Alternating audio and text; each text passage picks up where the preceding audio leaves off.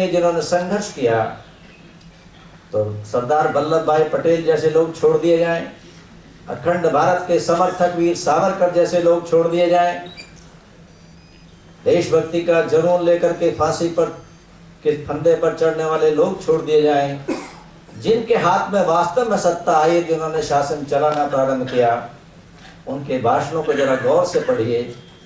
उन्होंने कहा हम भारत को अमेरिका जैसा बनाएंगे, भारत को रूस जैसा बनाएंगे। उनमें से एक भी नेता के मन की आकांक्षा उन भाषणों में ये नहीं है कि हम भारत के खोए हुए वैभव को वापस लाएंगे। तो दुर्बल इच्छा शक्ति के प्रतीक ऐसे नेताओं के हाथ में जब शासन आया, तो सन 62 में भारत चीन से हारा, वही भारत पाकिस्तान से जीता। 3 साल के अंदर सेना का कोई बड़ा विस्तार हुआ था, बड़े कोई साधन जुटाए गए थे, ऐसा नहीं था।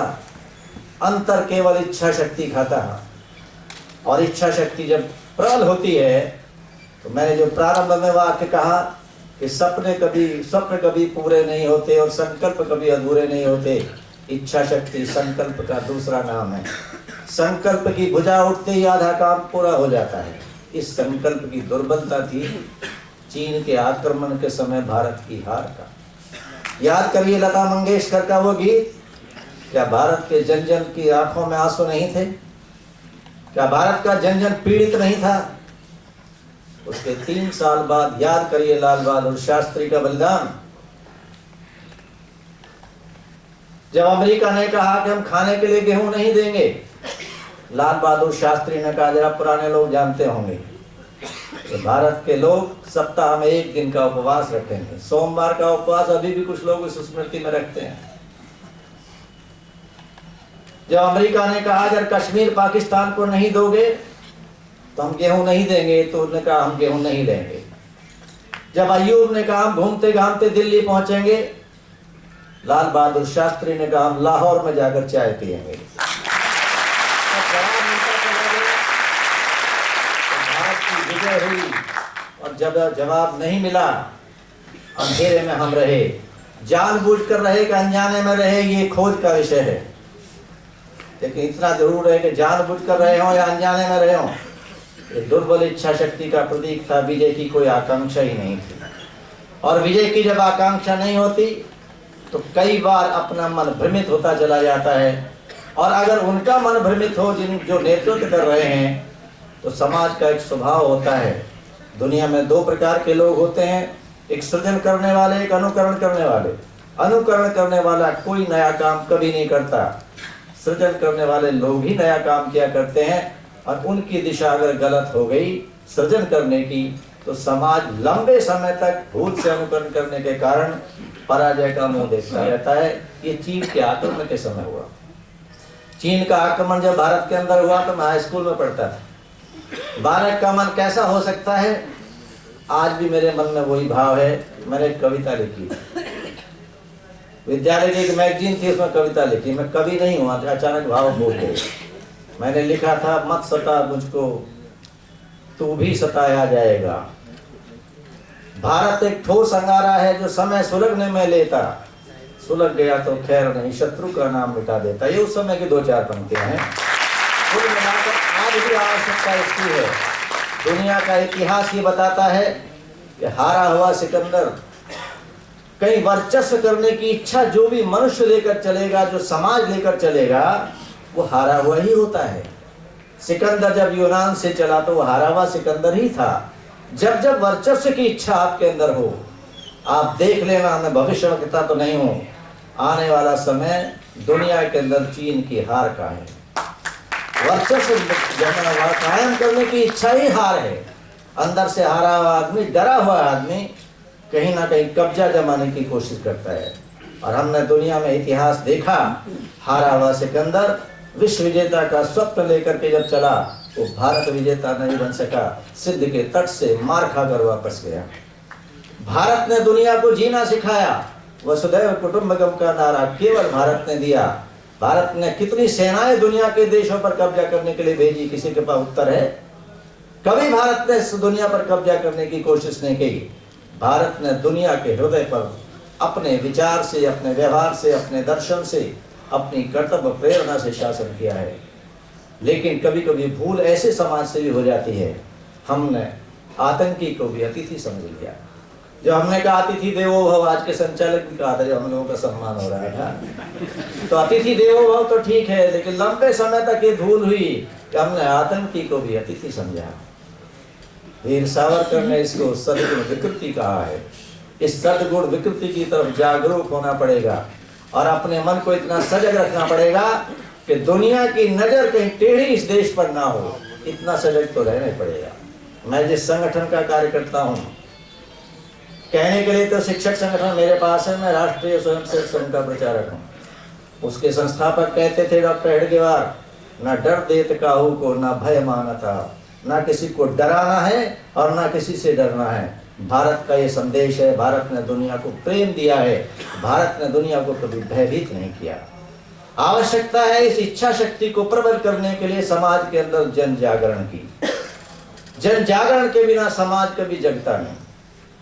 आज जो हम स्वाधीनता के वायुमंडल में सांस ले रहे हैं, ये भी उन लोगों के परिश्रम का प्रयास है, परिणाम है, जिन्होंने सतत जागृति का मंत्र समाज के अंदर लेकर चले। सतत जागृति को अंग्रेजी में कहते हैं एटर्नल विजिलेंस।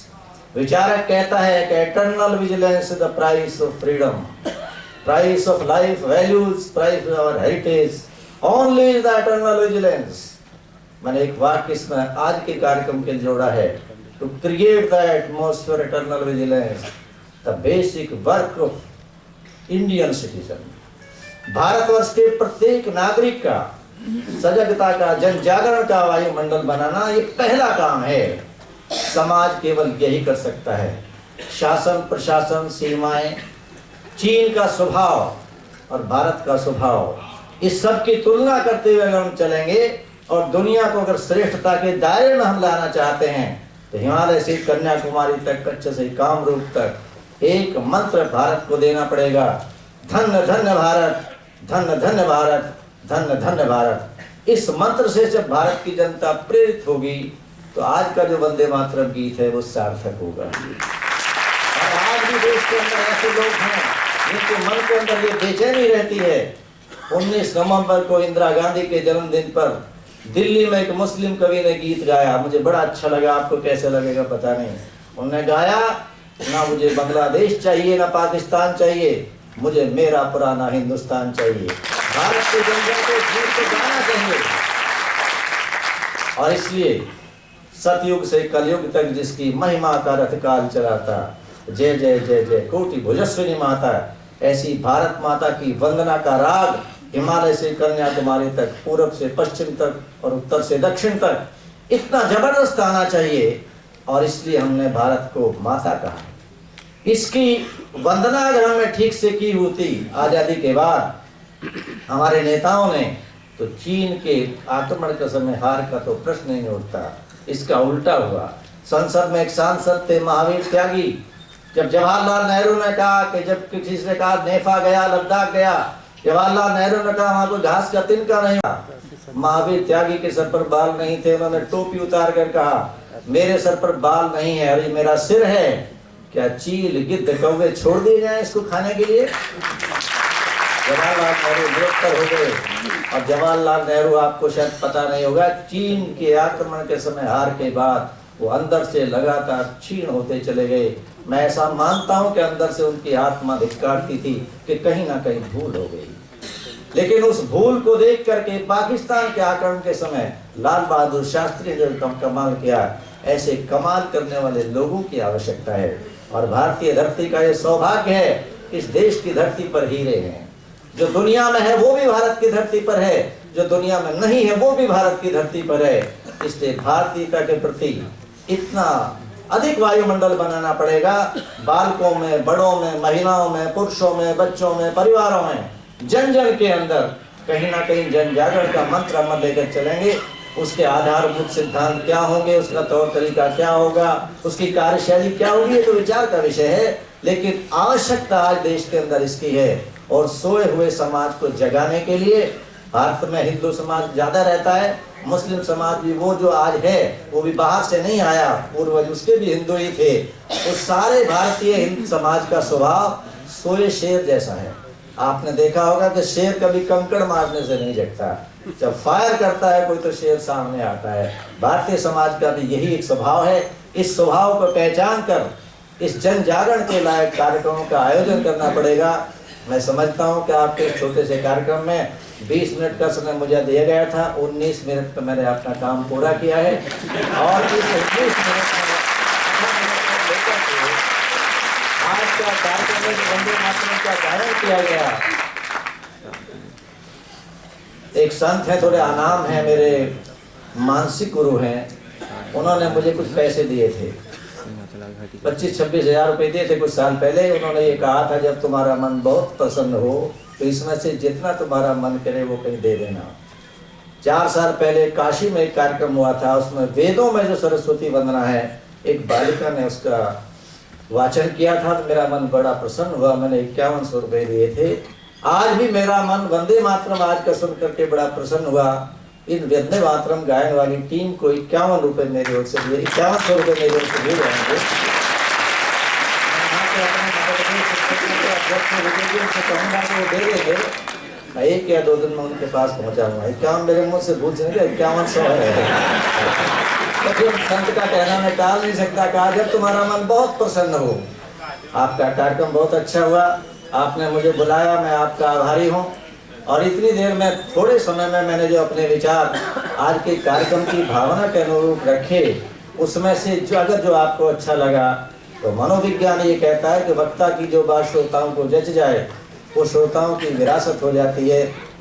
वक्ता का कुछ रहता नहीं अपने पास, वैसे भी मेरा अपना कुछ है नहीं, मैं भटकड़ बन जा रहा हूँ। मैं समझता हूँ कि कभी शुभ अवसर हो फिर आपसे भेंट होगी।